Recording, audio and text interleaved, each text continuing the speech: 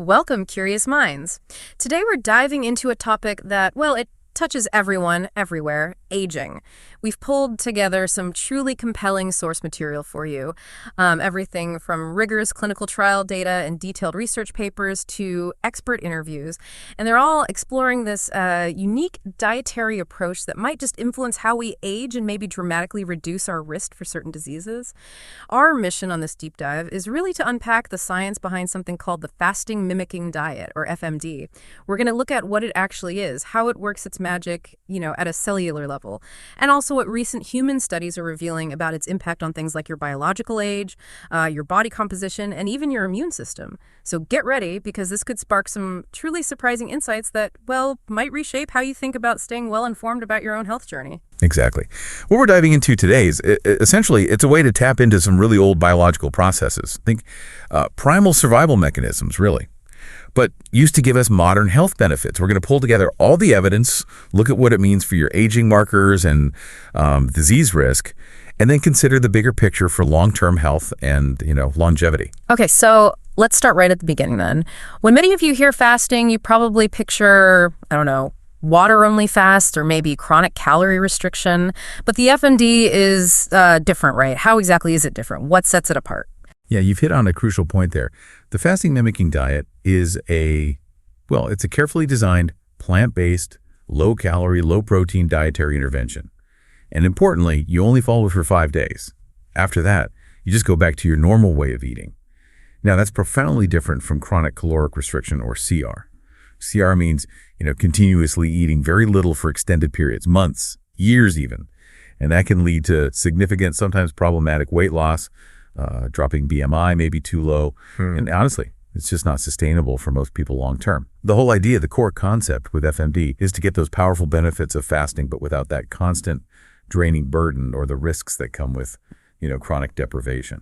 Right, so it's the short burst that makes the difference. Exactly. And what's truly ingenious here is the cycling aspect. That's key. These periodic FMD cycles, followed by periods of normal eating, they're absolutely essential. They trigger these, incredible breakdown processes that actively target dysfunctional cells in your body, like a cleanup crew. Then, during the refeeding phase, your body shifts into this powerful regenerative mode, generating new, more functional cells. It's not about continuous scarcity. It's about structured, intentional periods of deep cellular rest and then, crucially, renewal. That idea of structured renewal, I like that. It's almost like hitting a biological reset button, isn't it? So diving deeper into that, reprogramming you called it, how exactly does this specific diet trick the body into thinking it's starving? And what incredible cellular shifts actually happen when it does? Yeah, it's quite remarkable, really. On a cellular level, FMD works by basically nudging your body into a temporary metabolic state. It starts burning ketone bodies and fatty acids for fuel rather than its usual preference for glucose. Then when you refeed, that's when it stimulates stem cells in various organs, essentially helping to rebuild parts of your system that might have, let's say, shrunk or been cleared out during the FMD phase. It also seems to significantly reduce inflammation. It acts like a really smart cleanup crew, actively recognizing and clearing away cellular damage. It's smart cleanup crew. Okay. And what's particularly striking, I think, is that it preferentially targets damaged or precancerous cells. And even certain autoimmune cells, while, and this is amazing, remarkably protecting your healthy normal cells. We see this in animal models, at least. Think of FMD acting like a really precise checkpoint and filter for your entire body, intelligently picking out the bad stuff and getting rid of it. Like quality control for cells. Exactly. It's kind of analogous to apoptosis, which is your body's natural process for eliminating harmful cells. Or even maybe how deep sleep is critical for brain restoration. We've even seen in mouse studies for inflammatory bowel disease that the FMD's plant-based content, especially its prebiotics, well, combined with the fasting properties, it can lead to even more potent effects like colon and intestinal regeneration, maybe even more so than just water-only fasting. Wow, that sounds almost too good to be true, targeting only the bad cells. It's like, a system-wide spring cleaning, but with a highly intelligent filter. Okay, so let's move on to perhaps one of the most compelling revelations from this research. Its effect on biological age. We all get chronological age, birthdays. But what exactly is biological age, and what did these studies show about the FMD's impact on it? Right, biological age. It's a far more insightful measure than just how many candles were on your last cake. It's a metric that's highly predictive of your risk for disease and even mortality, how long you might live healthily. It takes a whole panel of your clinical chemistry, biomarkers, things like albumin levels, C-reactive protein, which indicates inflammation, HbA1c, that's your average blood sugar, systolic blood pressure, cholesterol, a whole range of things, and it combines them into a single variable. And this variable truly captures the overall level and, importantly, the rate at which your whole organism is aging. In many ways, yeah, it's a better predictor of your remaining healthy life expectancy than just your age in years. Okay, that makes sense. So it's a more holistic picture of aging. Exactly. And regarding the FMD's impact, well, 2 significant clinical trials yielded some, frankly, incredible findings. In the first trial, participants who completed 3 FMD cycles saw a median decrease of 2.5 years in their biological age, 2.5 years. And what's truly remarkable, really gets your attention, is that this reduction was completely independent of weight loss. Wait, really? Independent of weight loss? Completely. So even if someone didn't lose a single pound, they could still potentially turn back their biological clock by over 2 years based on these markers. The second trial showed almost identical results, a median decrease of 2.7 years. And when researchers pooled the samples from both trials, so that's 86 participants altogether, the median biological age decrease was a very consistent 2.6 years. 2.6 years, that's substantial. But did everyone see this drop, or were there exceptions? That's a fair question, and no, not quite everyone. Yeah. About 30% in one trial and 21% in the other actually showed a slight increase in biological age. Oh, an increase. How does that work? Well, what's crucial to understand here is who those people were. This was most often observed in individuals who were already very healthy at the start, like people with very low blood pressure or really low C-reactive protein already. So for them, it appears to be more of maybe a normalization, or perhaps what statisticians call a regression toward the mean, rather than a true worsening of their biology. Ah, okay. So if you're already super healthy, there's less room for improvement, maybe. That seems to be the case. The key takeaway, and this is a really powerful insight, I think, is that the greatest benefits were consistently seen in those who are most unhealthy at baseline, which strongly suggests a significant corrective or rejuvenating effect for those who need it most. Right, right. Targeting the areas with the biggest potential for positive change. So beyond just turning back the clock on biological age, what other, maybe more tangible benefits did these studies uncover? I'm thinking about things we deal with day to day, like metabolic health, or I don't know, our ability to fight off a common cold. Did they see changes there? Absolutely. The studies revealed very concrete system-wide improvements, quite a few actually. First, there was a significant reduction in abdominal and hepatic fat, liver fat. After just 3 FMD cycles, participants saw notable decreases in BMI, yes, but also total body fat, and both subcutaneous fat, the stuff under the skin, and importantly, visceral adipose tissue. That's the dangerous stuff, right? Around the organ. That's the one, the dangerous fat. Hepatic fat fraction, or liver fat, also dropped significantly, especially for those who already had existing fatty liver disease, defined as over 5% liver fat. They saw nearly a 50% reduction. Huge. Wow, nearly half. Yeah. Interestingly, though, pancreatic fat didn't seem to change. Okay. And what about metabolic health, like diabetes risk? Yeah, beyond fat reduction, they observed some really impressive improvements in diabetes risk factors. For participants who were pre-diabetic at the start, the FMD cycles helped restore their glucose levels back to a healthy range. They also significantly reduced insulin resistance that's measured by something called AOMA-IR. It basically tells you how well your body uses insulin. Right, lower is better. Lower is better, exactly.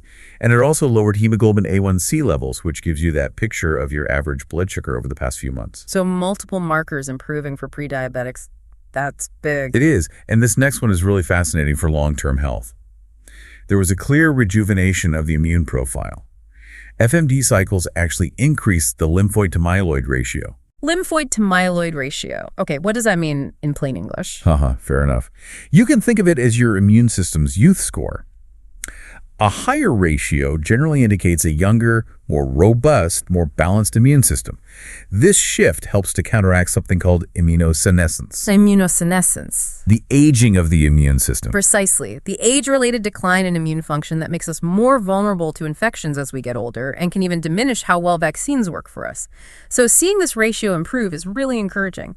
And importantly, these weren't just isolated tweaks. The improvements were broad across different systems, indicating a true systemic rejuvenating effect, not just, pushing one number up or down. Okay, this sounds incredibly promising. I mean, the idea that a dietary intervention could actually rejuvenate our immune system, that's kind of mind-blowing. So given all these effects, the biological load reduction, the fat loss, the metabolic improvements, the immune boost, what are the predictions? How might FMD actually influence long-term health, life expectancy, maybe even mortality risk?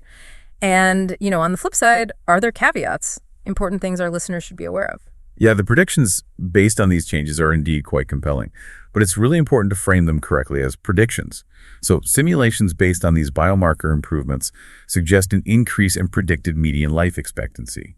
For example, in one trial, the average predicted median life expectancy rose from about 82.9 years to 83.7 years after just those 3 FMD cycles. Almost a full year added, predictively. Predictively, yes. And even more intriguing, perhaps, these simulations suggest that if you were to undertake annual FMD cycles, you could actually decelerate your rate of aging over time.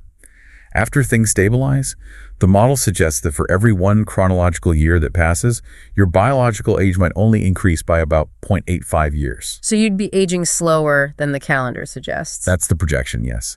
And this also translates into predicted reductions in 20-year cause-specific mortality risks. For the big conditions we all worry about, heart disease, cancer, stroke, diabetes, the predicted benefits were especially pronounced for participants who are already at risk at baseline. For instance, simulating annual FMD up to age 70 showed the 20-year risk of heart disease mortality potentially being cut almost in half, dropping from a predicted 29.1% down to 15.4%. Wow, nearly cutting it in half. That's a huge potential impact. Huge potential, absolutely. But now, it's crucial we talk about the limitations here. Very important. These are estimated risk reductions and predicted life expectancy increases. They're based on sophisticated models using the biomarker data. They are not directly observed mortality data from these specific studies. That's a key distinction. Right. We haven't actually followed these people for 20, 30, 40 years yet. Exactly. While the biomarker changes are incredibly insightful and promising, we haven't done the decades-long studies to confirm people actually live longer or avoid those diseases at those predicted rates due specifically to FMD. Also, the effects of FMD cycles, while powerful in the short term, may not last indefinitely without continued cycles. Some previous research suggested some effects started to diminish after about 3 months if you didn't do another cycle. So it's likely not a one-and-done fix. Probably not, no. It seems more like periodic maintenance. And the simulations themselves have inherent limitations. They make assumptions about, say, participant compliance over many years, which is always tricky. There's potential volunteer bias, meaning people who sign up for diet studies might already be more health conscious than average. And the models used don't typically account for mortality itself. They assume individuals continue living to experience the risk reduction. That makes sense. You have to make assumptions in any model. What about safety or specific groups? Any concerns there? Generally, FMD was well tolerated in these trials, which involved adults up to age 70. However, more research is definitely needed for specific populations, particularly the very elderly, say over 65 or 70. We need more data on the impact on lean body mass, muscle mass in that group, and also potential interactions with the various medications older adults are often taking. That needs careful study. Good points. And you mentioned it's quite standardized. Yes, and that's sort of by design. The FMD, as developed and studied, is meant to be a standardized approach, almost like a medicine in a box. There's minimal patient-led adjustment, which helps ensure consistency in the clinical trials and likely contributes to the reliable effects seen. Got it. Okay, this has been incredibly insightful, really peeling back the layers on how our bodies respond to this unique dietary strategy. So for our listeners thinking about diet and longevity more generally, how does this FMD concept, especially, given its plant-based foundation, fit into the broader conversation about healthy eating patterns? Yeah, that's a great question. If we connect this to the bigger picture, the fasting mimicking diet aligns beautifully, really, with the core principles of what many researchers now call a longevity diet. What does that mean? Well, it's largely plant-based, incorporates healthy fats, plenty of legumes, maybe fish a few times a week. And this isn't just theory. It's strongly supported by a lot of data gathered from centenarian populations worldwide. The blue zones people. Exactly. People living healthily to 100 and beyond, often in those blue zones. Their traditional diets share many of these features. Now, you contrast that with some other approaches you might hear about, like, say, the carnivore diet. While it's popular in some circles, It currently lacks any robust epidemiological or clinical data supporting its efficacy for long-term longevity. In fact, some data suggest potential risks. For example, high animal protein intake has actually been associated with a 4-fold increased cancer risk in people under 65 in some large studies. 4 times. Yeah. The FMD, on the other hand, seems to, well, respect your body's deeply wired natural processes. It intelligently combines these traditional longevity-promoting ingredients with strong scientific backing from these trials. It creates a really powerful and synergistic effect that's, both effective and kind of rooted in ancestral wisdom, but tested with modern science. What a deep dive this has been. Today, we've really explored the fascinating science of the fasting mimicking diet. We've discovered its potential to not just slow, but perhaps even, dare I say, rejuvenate your biological age based on these markers, and impact critical health factors like liver fat and insulin sensitivity, and even give your immune system a potential boost.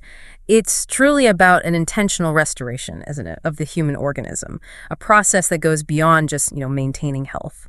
I think that's a great way to put it. The FMD represents a periodic intervention that actively encourages the body's own innate capacity for renewal.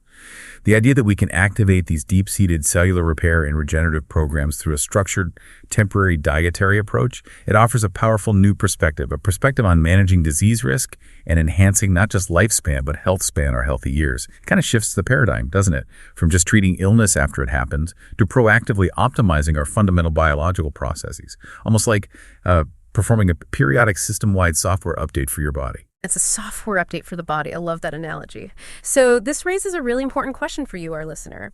If our bodies inherently possess this incredible capacity for this kind of restoration and even rejuvenation, how might understanding and maybe incorporating these periodic filtering moments, these FMD-like cycles, change your personal health journey? What might you prioritize differently for your well-being? What new potential could this hold for your future health?